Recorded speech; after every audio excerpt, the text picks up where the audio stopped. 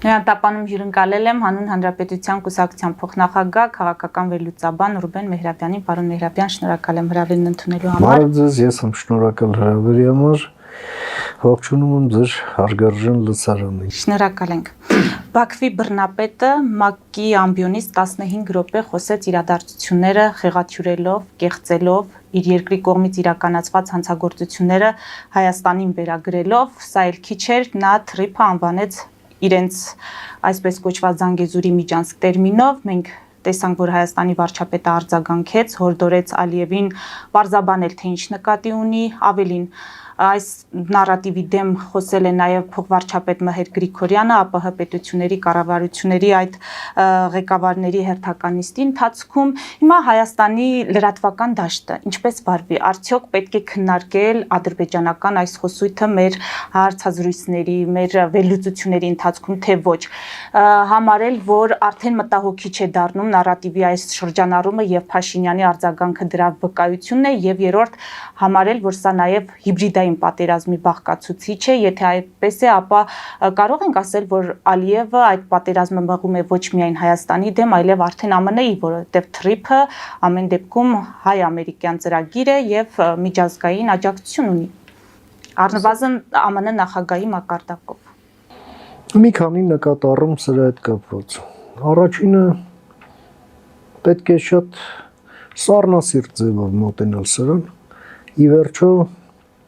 դուք մի քանի բաներ ասացիք, ինչ էր ասում Ալիևը, բայց չասացիք գլխավորը։ Ալիևը խոսում էր անցյալից։ Մինչդեռ Հայաստանի ղեկավարը խոսում է ներկայից եւ ապագայից։ Ալիևն էլ է խոսում ապագայից, բայց խոսում է քիչ, շատ քիչ։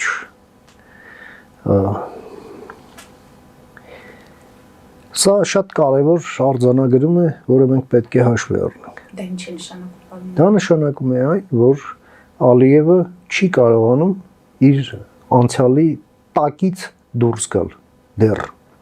Չի կարողանում։ Երկրորդը Ալիևը իր հասարակությանը սրել է այս տարիների ընթացքում հայատյացության վրա եւ ըստ էության հայատյացությունը վերածվել է իր իշխանական բուրգի ցեմենտի։ Հիմա դուք գալիս եք խաղաղությամբ եւ զրկում եք իր բուրգը այդ ցեմենտից։ Ինչ կարող է լինել սրա արդյունքում, կամ այդ բուրգը խարխլվի, կամ մի այլ բաղադրությամբ, այսպես ասենք, ցեմենտով պետք է փոխարինվի, որը մեկ օրվա բան չէ։ Ամենայն դեպս իր հասարակությունը, որպեսզի մշակութային շոկի մեջ չլինի, այսպես ասենք, ֆրուստրացիաներ չտանի, կամ այսպես ասենք գաղափարական վակուումի մեջ չհայտնվի, ինչը վտանգավոր է ավտորիտար ռեժիմների համար, Ալիևը դեռ որոշ ժամանակ այո կշարունակի այս նարատիվների տիրաժավորումը, չգիտեմ, բռունցքներ կպատկերի, ասենք սպորտային միջոցառումների բացման արարողությանը, իր ժողովրդի հետ հաղորդակցվելու Ղարաբաղ կգնա, այնտեղ ինչ-որ դեմոնստրատիվ ինչ-որ շենքեր կքանդի եւ այլն։ Այս ամենը դեռ որոշ ժամանակ այո շարունակվելու է։ Ի տարբերություն Հայաստանի, որը եւ ասում է եւ անում է ըստ էության նույն բանը, Ադրբեջանի մոտ կա շատ էական խզում։ Ադրբեջանը ասում է 1001 բան, ինչպես քննարկեցինք, բայց անում է ըստ էության դրա հակառակը։ Ադրբեջանը բռունցք, մռունցք, չգիտեմ, էս արեցինք, են արեցինք եւ այլն եւ այդպես շարունակ, բայց գալիս է Վաշինգտոն, ինչեւ հիմա չէր գալիս։ Չէր գալիս։ Եվ այս միայն երկկողմ ասելով այդ ամենը ասվում էր մի բանի համար, որ արևմուտքը որևէ մասնակցություն սրանում չունենա։ Խելոք եկավ։ Բայց նախաստորագրեց, չստորագրեց, պարոն։ Դա բնական էր։ նախաստորագրեց, դա էլ խոսենք, թե ինչու այդպես եղավ եւ ինչն է Ալիևին հետ պահում այս ամենից։ Հաջորդը դելիմիտացիայի եւ դեմարկացիայի process-ը այո շարունակվելու է, որովհետեւ այդ trip-ը, որը կառուցվելու է, պետք է ունենա սկիզբ եւ վերջ, այդտեղը գետնի վրա պետք է սահմանվի, եւ պարզա չէ միայն կետային չի լինելու, այն դրոշները դնելու տեղերը չի, որ այլ ասենք մի քանի կիլոմետր արևմտյան սահմանից, մի քանի կիլոմետր էլ արևելյան սահմանից, էլի դելիմիտացիա եւ դեմարկացիա կարվի, դրոշները կդրվեն Հայաստանի եւ Ադրբեջանի եւ կմեկնարկի շինարարությունը։ Իդեպ դրան էլ կանդրադառնանք։ Բացի դրանից Հայաստան այցելում են ադրբեջանցիներ, այսպես ազդեցիկ, հա, որոնք աֆիլիացված են Ադրբեջանի իշխանության հետ։ Բաքու են այցելում հայ պաշտոնյաներ, այդ թվում, ասենք, մեր ազգային անվտանգության ծառայության տնօրենը։ Ես սրանք համարում եմ խիստ դրական զարգացում, այսինքն այդ խոսքերի հետևում այս գործողություններն են, սա շատ կարևոր է։ Եվ այս ամենը տեղի ունենում եւ Հայաստանի դեմ եւ Ադրբեջանի դեմ Ռուսաստանի կողմից տարվող հիբրիդային պատերազմի պայմաններում։ Ինչը այս ընդհանուր այսպես համալիրով տրանսֆորմացնում է մեր կոնֆլիկտը Ադրբեջանի հետ։ Հենց դա էր, որ հնարավոր դարձրեց օգոստոսի 8-ը։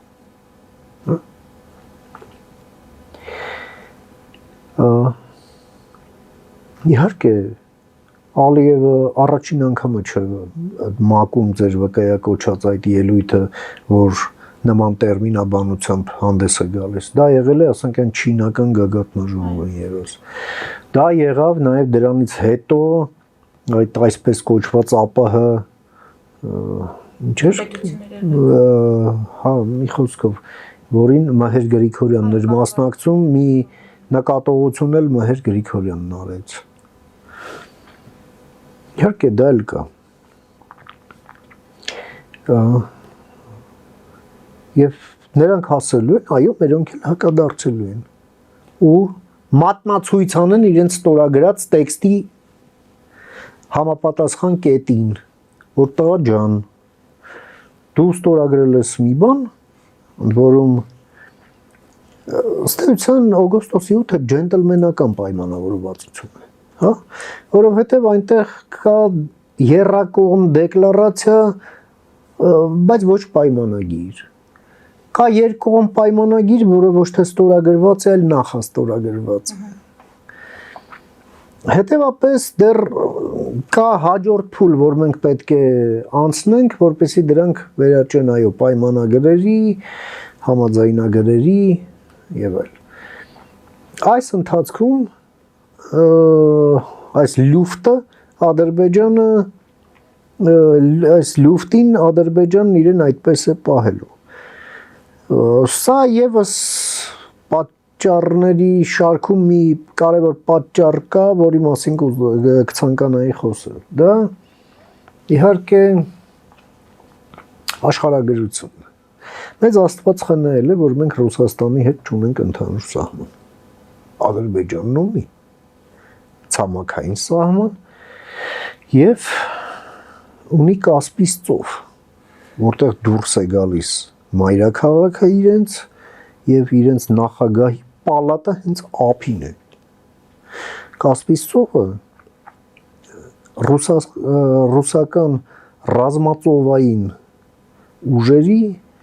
այսպես բացարձակ անվերապահ գերազանցության եւ գերակայության գոտի է։ Սա վտանգ է Ադրբեջանին, այո։ Մենք էլ ենք հասկանում, Ադրբեջանն էլ է հասկանում, Ռուսաստանն էլ է հասկանում, որ եթե օգոստոսի 8-ի այնինչ պայմանավորվել ենք, դա դառնում է ինչ-որ X պահի իրականություն, այդ իրականության բաղկացուցիչներից մեկն էլ այն է, որ այստեղ այն ձևով, որ Ռուսաստանը կա, այլևս չի լինելու։ Եվ բնականաբար Ռուսաստանը չի ուզում։ Եվ պարզ է ամեն ինչ անելու է եւ այո ստատուս քվոյի փոփոխությունը եղել է ռուս-ադրբեջանական գործարքի շրջանակներում եւ Ռուսաստանը հաշիվ է պահանջելու Ադրբեջանից։ Դրա համար Ալիևը ինչ է անում։ Նախ ավելի մեղմ ընթացքով է փորձում տանել, երկարաձգել ժամանակի մեջ, որի ընթացքում նաև կուրվագծվի շատ որոշակի դինամիկա ռուս-ուկրաինական պատերազմում։ Իսկ այնտեղ տեղի են ունենում պատմական նշանակության փոփոխություններ։ Ի վնաս Ռուսաստանի։ Իհարկե, նայեք Թրամփի հայտարարությունը, Ջեյ Դի Վենսի հայտարարությունը, Ռուբիոյի հայտարարությունները եւ իհարկե Քիթ Քելլոգի հայտարարությունը։ Եվ նայեք ինչ իրադարձություններ են տեղի ունենում ռազմական գետնի վրա։ Այո, սատկացնելու են ռուսներին բոլոր նրանց, ովքեր ոտք են դրել Ուկրաինայի միջազգայինորեն ճանաչված տարածք։ Եվ Թրամփն ասում է, որ միանգամայն իրատեսական է, որ ռազմական ճանապարհով այո Ուկրաինան վերականգնի տարածքային ամբողջականությունը։ Քելլոգն ասում է, որ այլևս Ուկրաինան չունի որևէ սահմանափակում Ռուսաստանի տարածքին հեռահար հարվածներ հասցնելու համար, դեպի խորք։ Ինչքան կարող է։ Պլյուս դրան էլ այո աշխատելու են Ուկրաինայի այդ կարողությունները մեծացնելու ուղղությամբ։ Ինչը կստիպի ինչը պետք է ստիպի Ռուսաստանին գալ եւ դադարեցնել պատերազմը եւ տեղափոխվել դիվանագիտության դաշտ։ Այս ամենը շատ կարևոր զարգացում։ Այս ամենը նշանակում է, որ Ալիևը գնալով ավելի քիչ է խոսելու այս ամեն ինչից։ Ալիևը աչուձախ գնում է Թրամփին է գովում հիմա մեն Սայատնովայի Չեկաքիզի նման երկին անալոգ, հա, ինչ որ այդ ռեժիմով քծնում, գովաբանում եւ այլն եւ այդպես շարունակ Փաշինյանն էլ իրեն բռնացնում է հենց այդ կետի վրա, որ բա մի րոպե, ճանապարհը Թրամփի անունով է։ Նա էլ շուստրիություն է անում, ասում է, հա, իհարկե, Թրամփի միջանցքը, ներողություն, Թրամփի ճանապարհը Զանգեզուրի միջանցքի մի մասն է։ Թե պարզ է, չէ՞, մերոնք էլ կասեն, ես չհասկացա, այս քո այս դարակազմիկ ծրագիրը պարզվում է իր շատ ավելի մեծ դարակազմիկ ծրագրի մի մասն է, տենց ո՞նց է լինում, էլի։ Ամերիկացիները ուղղակի ականջները քաշեն եւ ճիշտ կանեն։ Ես դա եմ ուզում հարցնել, պարոն Մեյրաբյան, քաշեն եւ քաշում են կոնգրեսի միջոցով։ Նաեւ Ադրբեջան Միացյալ Նահանգները էներգետիկ բանակցություններ են ընթանում, դա լրջագույն լծակ է։ Ադրբեջանին կարգի հրավիրելու համար մենք տեսնում ենք, որ Թուրքիայի հետ եւս էներգետիկ բանակցություններ ընթացան եւ ինչով դրանք ավարտվեցին։ Ասացին նավթ ու գազ Ռուսաստանից չես առնելու։ Գազ հենց հիմա 20 տարով 48 թե 49 միլիարդ դոլարի խտացված բնական գազ առնելու է մեզանից։ Ստորագրվեց նավթ արաբների հարևան Թուրքիան բացարձակ ռուսական նավթի կարիք չունի բացարձակ միջուկային այո ստորագրվեց մեմորանդում Միացյալ Նահանգների եւ Թուրքիայի միջեւ ատոմային էներգիայի ոլորտում համագործակցության մասին դա նշանակում է ռուսներին այդ ոլորտից են լարելու Թուրքիայից Սրանք դրական զարգացումներ են եւ սրանք ազդակ են նաեւ Ալիևին Միացյալ Նահանգները ձևավորում են միջին միջանցքը չինական սահմանից մինչև Սև եւ միջերկրական ծովերի նավահանգիստներ եւ Հայաստան-Ադրբեջան հատվածը պետք է լինի այնպես ինչպես պայմանավորվել են միջազգային Միացյալ Նահանգների հովանու ներքո Հայաստանը եւ Ադրբեջանը քայլ աջ քայլ ձախ անողը ստանալու է գլխին, որպես պայմանավորվածություն խախտող։ Ֆելիչե ժամանակակից ատամնաբուժական կլինիկա։ Այստեղ հարմարավետությունն ու խնամքն առաջնային են։ Այստեղ կիրառվում են ատամնաբուժական ամենաժամանակակից տեխնոլոգիաներ, ճշգրիտ ախտորոշում, արդյունավետ բուժում, նուրբ փորձառություն եւ անհատական մոտեցում։ Սկսած սովորական մանրուքներից մինչև առաջադեմ ընթացակարգեր, այստեղ դուք գտնվում եք բարձր որակավորում ունեցող եւ փորձառու ատամնաբուժական մասնագետների ձեռքերում։ Մեր բարեկամական եւ հյուրընկալ անձնակազմն այստեղ է յուրաքանչյուր այցը հաճելի դարձնելու համար։ Ֆելիչե, ձեր առողջ եւ ամենաերջանիկ շպիտը սկսվում է այստեղից։ Եկեք եւ բացահայտեք նորարարության փորձագիտության եւ կարեկցանքի կատարյալ համադրությունը։ Երևան շիփինգ, սենսացիա ստեղ, հա։ Այո, ճիշտ եք եկել։ Սանդրոցներ Երևան ուղարկելը $2.99 օթանավով։ Այո, Իսկ եթե դոլար ուղարկես, դոլար ստանան։ այո, Իսկ որ տանեն տուն հասցնեն, էլի մի տոկոս, հա։ 2%։ Երասա ծրիա, էլի։ Ժողովուրդ սենսացիա, ծրիա։ Նորթ Հոլիվուդ Գլենդել։ Ջաքփաթ հագուստի խանութը երկրորդ մասնաճյուղն է բացել Գլենդելի սրտում, որտեղ կարող եք ձեռք բերել եվրոպական եւ ամերիկյան ընտիր հագուստեղեն, կոշկեղեն, աքսեսուարներ, պայուսակներ ամենահարմար արժեքներով։ Նաեւ կարող եք ցանկացած ապրանք պատվիրել եւ ձեռք բերել կարճ ժամանակում։ Ջաքփաթի Գլենդելի հասցեն է 1135 North Pacific Avenue, հեռախոս 818 813 2252։ Ջաքփաթ հագուստի լավագույն կենտրոնը Գլենդելում։ 60-ից ավելի ճանաչված եվրոպական բրենդների ինքնատիպ, չկրկնվող եւ մատչելի ընտրանին Fortuna Home and Country House խանութ սրահում։ Նորավոճ սպասք եւ կահույք հորեկա բնագավառի համար, տեքստիլ տնտեսական ապրանքներ, ամեն ինչ գեղեցիկ կյանքի համար։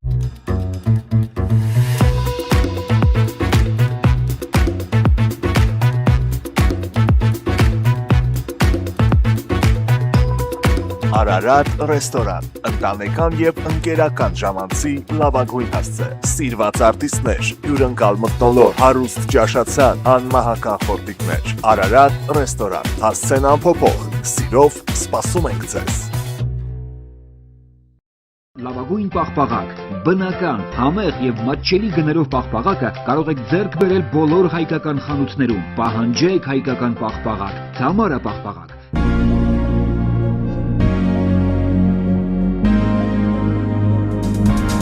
Տպագրեք ձեր գիրքը Նոյան տապան տպագրատանը, ինչպես նաև թերթեր, ամսագրեր, բուկլետներ եւ այլն։ Հասցեն քաղաք Երևան, Իսահակյան 28 առաջին հարկ։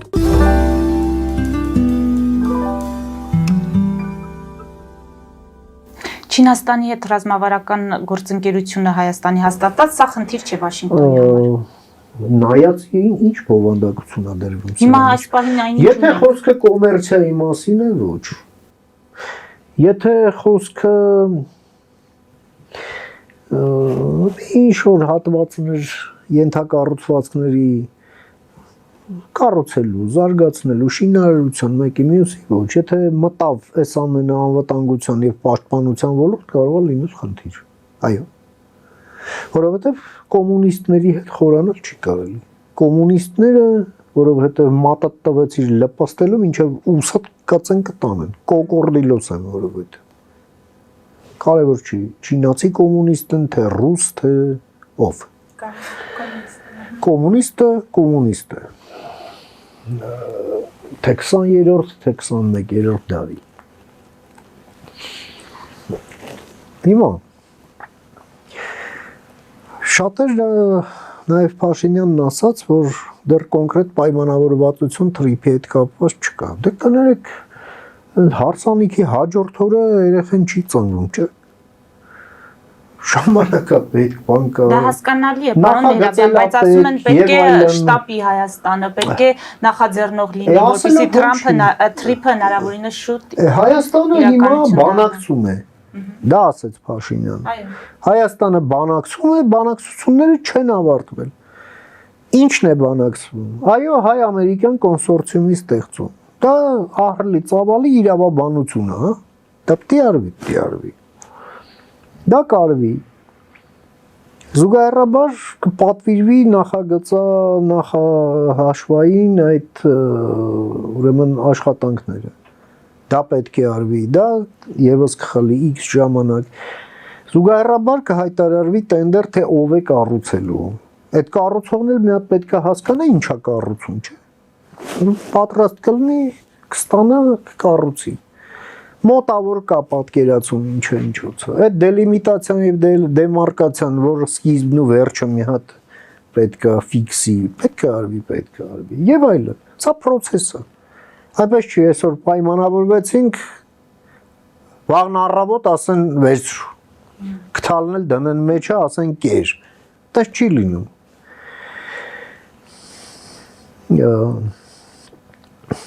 Բացի դրանից, ինչն է շատ կարևոր, այդ ատոմային շաբաթ կոչվող այդ միջոցառումից հետո, որը այցելեց Փաշինյանը Մոսկվայում եւ շնորհակալություն հայտնեց անցյալում համագործակցության համար Մեծամորի ատոմակայանի աշխատանքները ուրեմն երկարաձգելու համար այդ աշխատանքների եւ այլն կոնկրետ բան այնտեղ չասաց թե ինչ է լինելու նոր ատոմակայանի հետ կապված չնայած տեսանք Ռոսատոմի ղեկավարը մի փափուկ բարձ դնելու մենք պատրաստ ենք հարգենք ինչ ուզում եք անենք գլխի վրա պարենք բալալայկա նվագենք հես անենք անենք կոնկրետ պատասխան այնտեղ չեղավ կոնկրետ պատասխանը եղավ գործով դա Համաձայնություն 1-2 համաձայնագիր 1-2-3-ի շուրջ բանակցությունների մեկնարկն է Միացյալ Նահանգներում։ Սա տիպային համաձայնագիր է, որը կնքում է Միացյալ Նահանգները ցանկացած երկրի հետ, ում հետ պետք է համագործակցի ուրեմն ատոմային էներգիայի ոլորտում։ Դա փաստորեն կանաչ այդ համաձայնագիրը կանաչ լույս է Միացյալ Նահանգների գործընկեր պետության համար, որպեսզի նա կարողանա ամերիկյան ընկերությանը միջուկային ռեակտոր կամ այլ օբյեկտ, խաղաղ օբյեկտ պատվիրելու համար։ Այսինքն սա բանալի է ամերիկյան ատոմային տեխնոլոգիաների համար։ Առանց այս համաձայնագրի մենք չենք կարող օրինակ գնալ եւ ասենք պայմանական Westinghouse Electric-ին պատվիրել, ասենք Երևանում կամ, չգիտեմ, Հայաստանի այլ հատվածում ռեակտոր կառուցել։ Նա կասի, իսկ մեր երկիրն ունի ձեր հետ համաձայնագիր 1-2-3-ը ստորագրած, որ ես դա կարողանամ ընդունել ձեզանից, եթե չէ, դա արեք, նոր կգաք։ Էսա ձևը։ Սա գործնական պատասխան էր Ռուսաստանի։ Բայց մենք պետք է հասկանանք հետևյալը, այս ամենը նշանակում է նաև, որ մեզանից պահանջվելու են երաշխիքներ, որ ռուսները հասանելիություն չեն ունենա այս եւ այլ տեխնոլոգիաների, այդ թվում նաև անցնենք հիմա հաջորդ հուշագրին, որը մենք ստորագրել ենք Միացյալ Նահանգների հետ, դա բարձր տեխնոլոգիաներ, կիսահաղորդիչներ, արհեստական բանականություն, որ ռուսները հասանելիություն չեն ունենա այս տեխնոլոգիաներին եւս։ Իսկ դա նշանակում է, որ Հայաստանը եւ Միացյալ Նահանգները այսպես մի քանի մակարդակով պետք է բարձրացնեն իրենց հարաբերությունները անվտանգության եւ պաշտպանության ոլորտներում, որովհետեւ այս ծավալի աշխատանքները այո կարող են նաև հավելյալ կարողություններ պահանջել մեզանից, որը մենք չունենք այս պահին։ Եվ դրա համար այո այդ համագործակցությունը պետք է որպեսզի մենք դա ունենանք։ Բայց դա նշանակում է նաև, որ Հայաստանի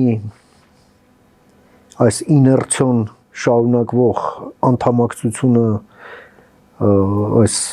անբարեհունչ հապավումներով կազմակերպություններում պետք է դադարեցվի։ Կազմակերպություններ, որոնք ենթադրում են Ռուսաստանի շոր էքսկլյուզիվ իրավունքներ պաշտպանության եւ անվտանգության ոլորտներում, պաշտպանական եւ անվտանգային համակարգերում կամ ենթահամակարգերում։ Սա պետք է դադարեցվի։ Դադարեցվի։ Հա, ոչ թե 5 տարի է ասում ենք դրա մասին, պարոն Մեհրաբյան։ Հավերի մեջ մեզ ցույց տանք ամենա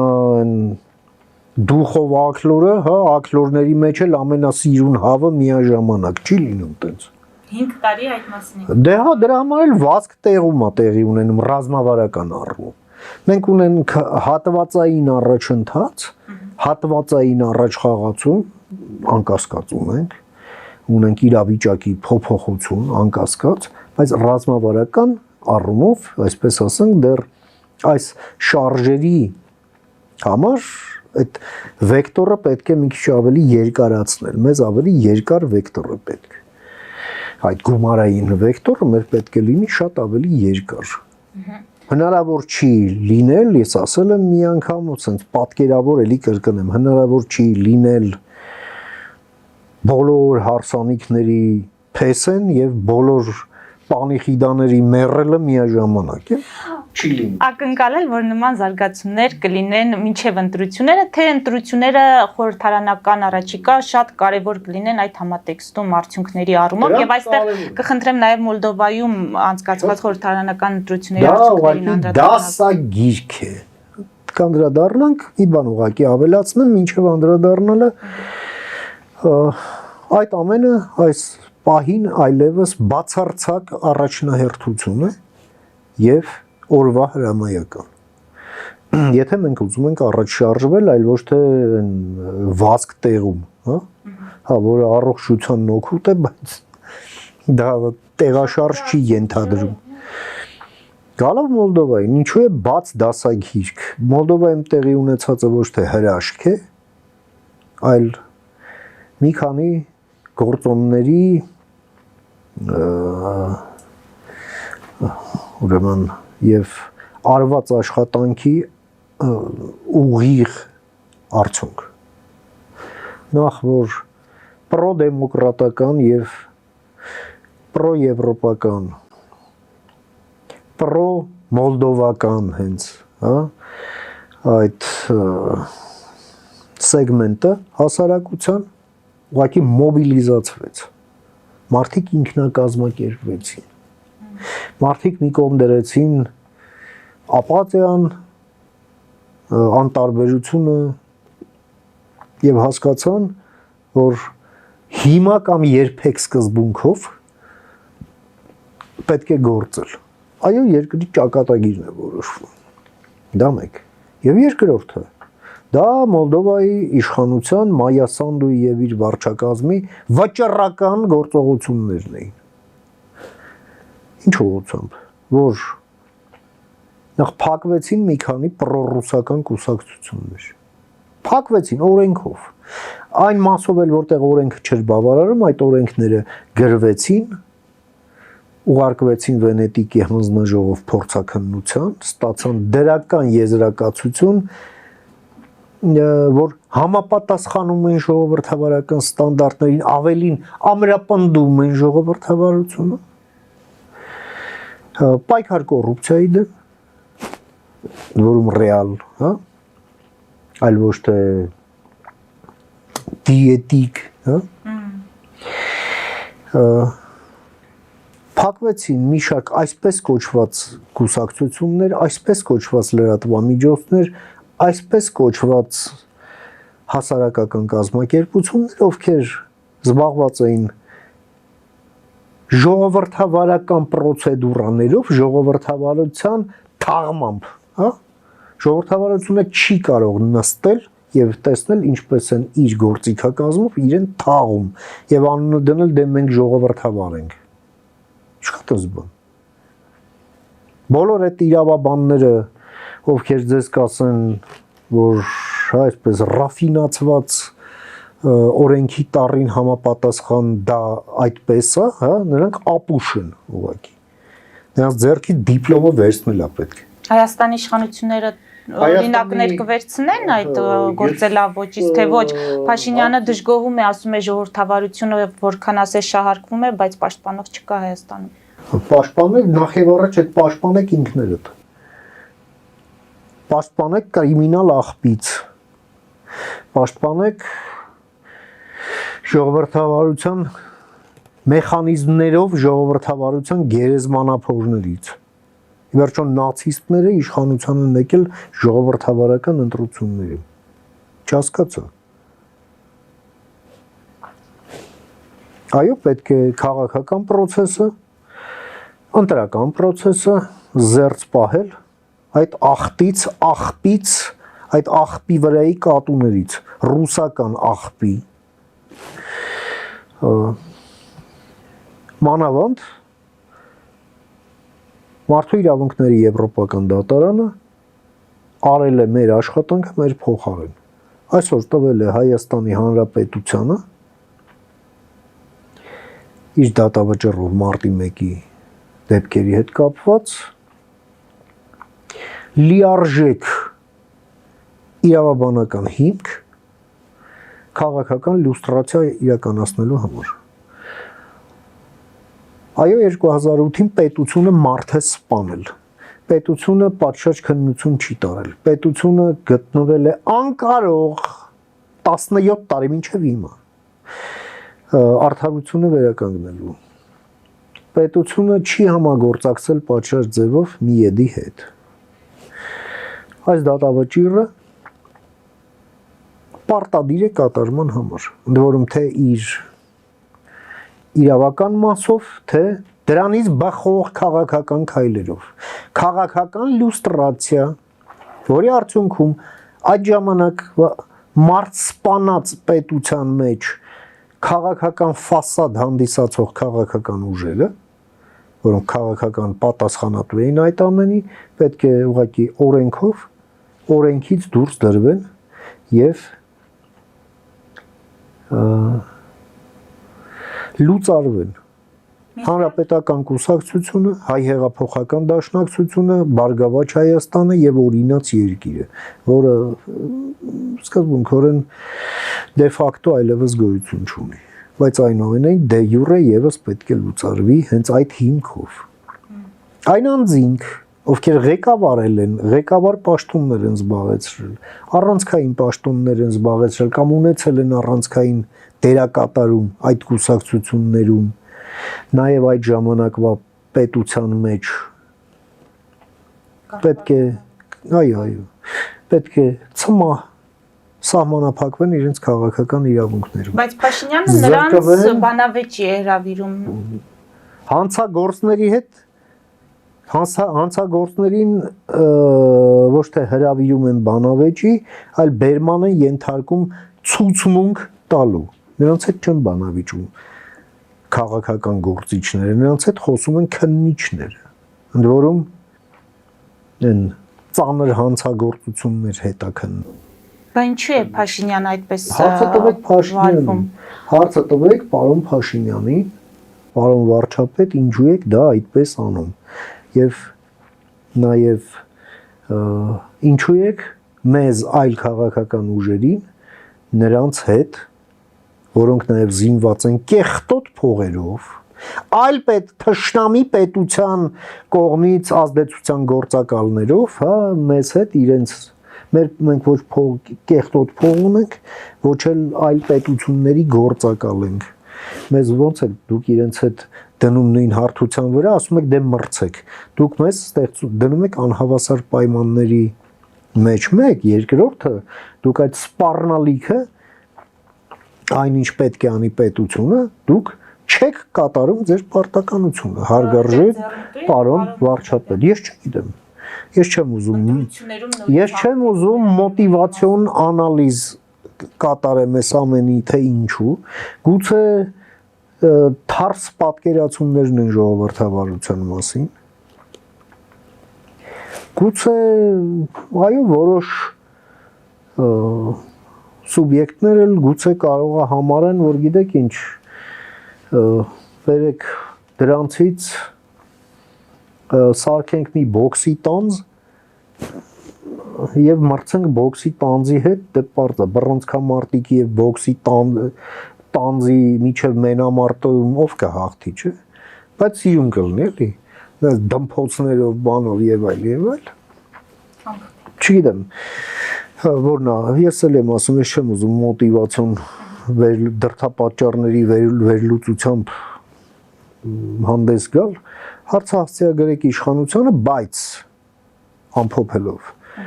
մենք խիստ նախանձախնդիր ձևով առաջ ենք տանելու այս քաղաքական լյուստրացիայի հրամայականը ի պաշտպանություն Հայաստանի պետականության,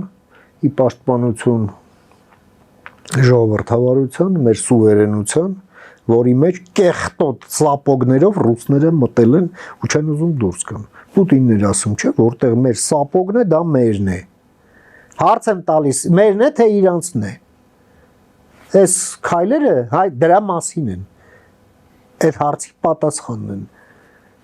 Այսքանը։ Շնորհակալ։ Ես եմ շնորհակալ։ Մեծ դիտողներին հիշեցնեմ, որ զրուցում էի Հանուն Հանրապետության կուսակցության փոխնախագահ քաղաքական վերլուծաբան Ռուբեն Մեհրաբյանի հետ։ Մեր ուղիղ եթերները կարող եք դիտել Patreon-ում, նաև այդ հարթակում աջակցել մեզ էկրանին երևացող QR կոդով։